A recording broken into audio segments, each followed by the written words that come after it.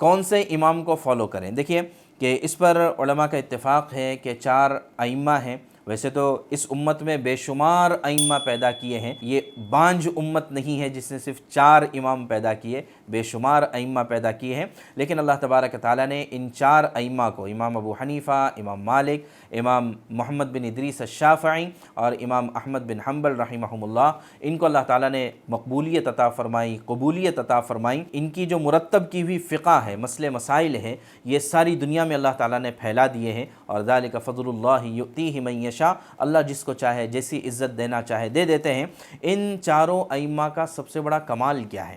دیکھیے آپ قرآن حدیث کہیں پر اٹھا کر دیکھیں، آپ کو ترتیب وار مسائل نہیں ملیں گے۔ وضو کا مسئلہ آپ کو پہلے پارے میں نہیں ملے گا، نماز کا مسئلہ آپ کو جو ہے ترتیب کے ساتھ نہیں ملے گا، یہ قرآن حدیث میں یہ تمام مسائل بکھرے ہوئے ہیں۔ تو ان ائمہ کرام نے یہ کیا اپنے شاگردوں کی مدد سے کہ قرآن حدیث کے تمام مسائل کو ترتیب وار بنا کر دیا۔ آپ جب کوئی فقہ کی مسئلے مسائل کی کتاب کھول کر دیکھیں گے تو آپ کو سب سے پہلے وضو کا بیان ملے گا، پاکی ناپاکی کا بیان ملے گا، پھر نماز کا بیان ملے گا، پھر روزہ، حج، زکوٰۃ وغیرہ۔ تو اس طرح کے ترتیب وار مسائل انہوں نے مرتب کیے ہیں، تو لہٰذا ان 4 ائمہ کا اس امت پر احسان ہے۔ دوسری بات اور دوسرا بڑا احسان انہوں نے یہ کیا، کمال کی بات، کہ قرآن حدیث سے ایسے اصول نکالے ہیں، ایسے رولز بنائے ہیں کہ ان رولز کی روشنی میں قیامت تک آنے والے جتنے مسائل ہوں گے ان تمام مسائل کو ان رولز کی روشنی میں حل کیا جا سکتا ہے۔ گویا کہ قرآن حدیث سے انہوں نے ایک گائیڈ لائن ہم کو نکال کر دی ہے، اور اس کے بیس پر آپ قیامت تک کے آنے والے مسائل کو حل کر سکتے ہیں۔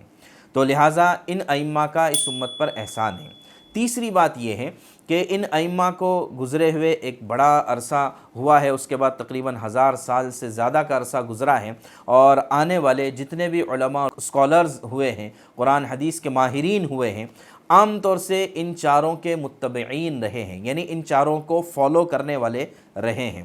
اور اسی طرح ان بعد والے ائمہ نے، بعد والے علماء نے ان ائمہ کے ریسرچ کو بار بار تحقیق کی ہے، اور اس کو جو ہے دوبارہ جانچ کر دیکھنے کی کوشش کی ہے کسی امام کا، یعنی یہ بات بطور چیلنج کے کہی جا سکتی ہے کہ 4 اماموں میں سے کسی امام کا کوئی ایک قول، کوئی ایک مفتہ بھی قول ایسا آپ کو نہیں ملے گا جو قرآن حدیث کے بغیر ہو۔ تو لہٰذا ساری امت نے اس پر گویا کہ اجماع کر لیا کہ اگر چلنا ہے تو ان 4 ائمہ میں سے کسی ایک کے پیچھے چلنا چاہیے۔ ہاں البتہ جو علماء یا جو ایسے لوگ ہیں جو قرآن حدیث کو براہ راست سمجھ سکتے ہیں، تو ان کے لیے کسی کو فالو کرنے کی ضرورت نہیں ہے، اس لیے کہ وہ اپنی ذات میں خود امام ہو چکے ہیں، تو لہٰذا ان کا مسئلہ الگ ہے۔